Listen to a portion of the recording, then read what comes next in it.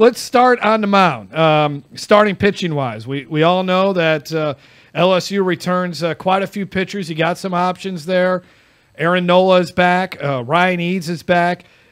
Give us your thinking as you head into preseason camp here on how this might sort itself out as far as what your weekend rotation may look once middle of February rolls around and the season begins.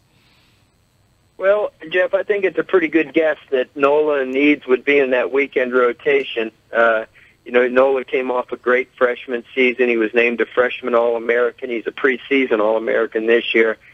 He just had a phenomenal year for us. And you may remember that he started the opening game of the FCC tournament, the opening game of the regional, and the opening game of the super regional. So there's a possibility, a strong possibility, he could be pitching on opening night. He's going to be, just a tremendous anchor of our staff.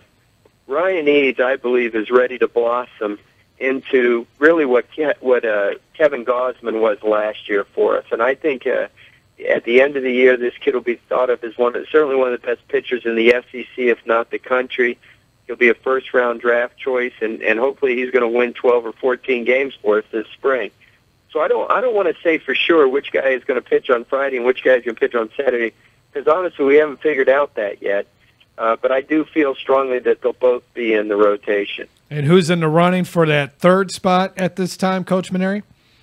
Well, there's a lot of guys. I would say probably the strongest candidates for that job right now would be Brent Bonvillain, perhaps Kurt McCune, perhaps even Nick Rumbelow. I know we're just thinking outside the box a little bit. He's been a reliever primarily his entire career here.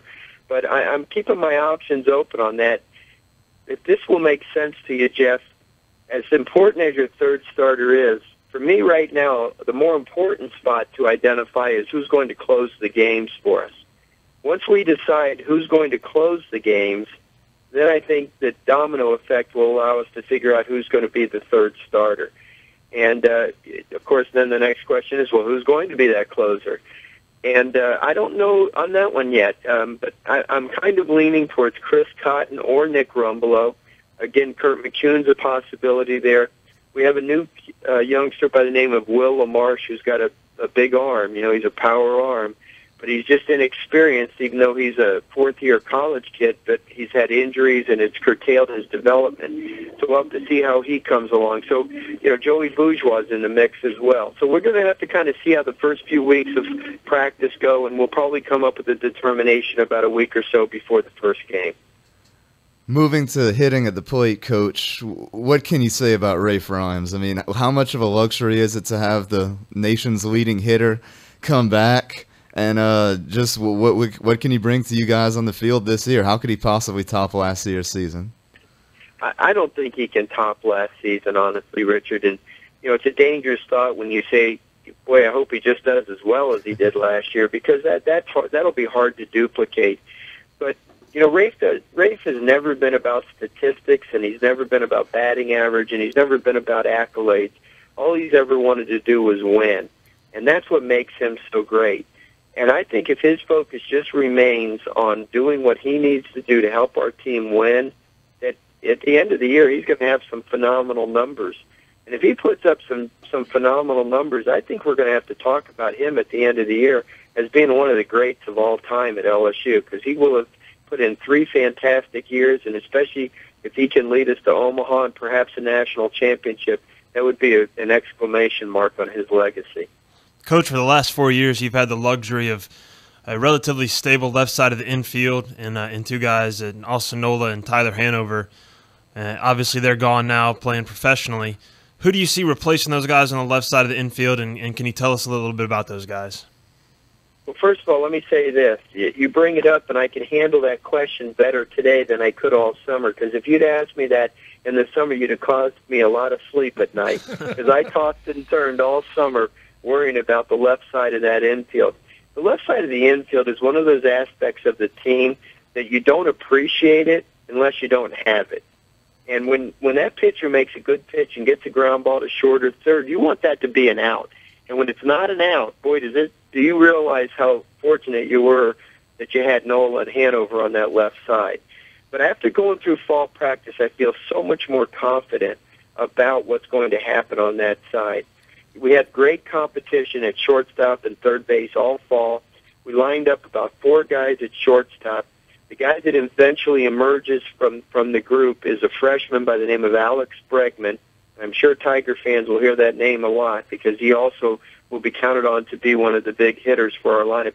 He may, in fact, bat third in our lineup as a true freshman, which is saying something.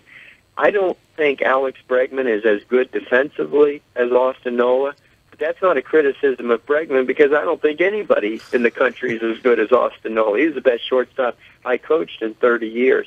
But I don't think Bregman's a huge, huge drop-off either. I think he's going to be a very steady guy, and I think he's going to be a tremendous offensive player. Once we decided on Bregman at shortstop, one of the shortstops that was competing for the job, a boy by the name of Christian Ibarra, we slid him over to third base and let him compete now for the job at third. And after a couple of days of just getting used to that position, I'll tell you, he really looks fantastic over there defensively. And he's got some pop in his bat as well. We've also tried Tyler Moore over there at third base, and I think Tyler could be serviceable in certain situations, certainly a good hitter, not as agile and as defensive-minded as Ibarra, but possibly could do a good job. So either way, I think we're going to be fine on the left side of the infield. One of the weaknesses last season, Coach Mainieri, not enough speed, especially on the base paths, and something that you've had to deal with the last couple of years, the lack of bats on the left side of the plate. Looking at the roster, there seems to be a few more lefties on the roster. And what about speed? How have you been able to tackle those two areas? And do you think you'll be much better suited, a much more balanced team, especially at the plate when you write out your lineup and you have right-handed and left-handed hitters? Is it going to be a little more balanced instead of so right-handed heavy? You know, Jeff, you've been around me for 7 years, so you know what I like. You know I like balance. If I was an offensive coordinator in football, I'd like to keep that defense guessing whether or not I was going to be passing or running on every play. A lot of play action. That's how I am in baseball too. I want to have a balanced offense. I want to have some guys that can hit the ball out of the ballpark, but I don't want to live and die by the home run. And I want to have some guys that are speedy on the base paths. But if we're behind in the game, man, we got to have somebody to hit the ball out of the ballpark to get us back in it. So you can't just live and die by speed alone. But you're right. The last couple of years, we were too right-handed in our lineup, and we didn't have enough runners. We had signed those guys, but we had kept losing them to professional baseball, and that was really hurting us. And, in fact, we lost one in our recruiting class coming into this year to pro ball. But I do feel like we've got enough good options now. We have actually 4 left-handed hitting outfielders that all can run, and 2 of them will play center field and right field, and one perhaps could be the designated hitter. Of course, we've got to start with Chris Chambra, and I know Tiger fans will be happy to know that he has made a complete 100% recovery. He is from his broken neck that he suffered last year when he dove for a ball at Auburn. He had a tremendous fall practice, and of all 4 of those guys, I would say he played the best this fall. But the other 3 guys I'm really high on. They're junior college transfer named Sean McMullen from Delgado in New Orleans. He's probably the best blend of power and speed. He's a very strong man. He's not tall, but he's strong, but he can also run really well. And then the other 2 are freshmen that are really more prototypical of the speedy left-handed hitting center fielder. Andrew Stevenson, a freshman out of St. Thomas More in Lafayette, and Mark Laird, a freshman out of Ouachita Christian in Monroe. And both of those guys, I think, have extremely high ceilings, meaning that as they get acclimated to the college game, they get stronger, they get more experience, I think both of them are going to be impact players for us. So we have some good options there. I'm not yet ready to announce who's the starting players because all 4 of those guys are going to get significant playing time.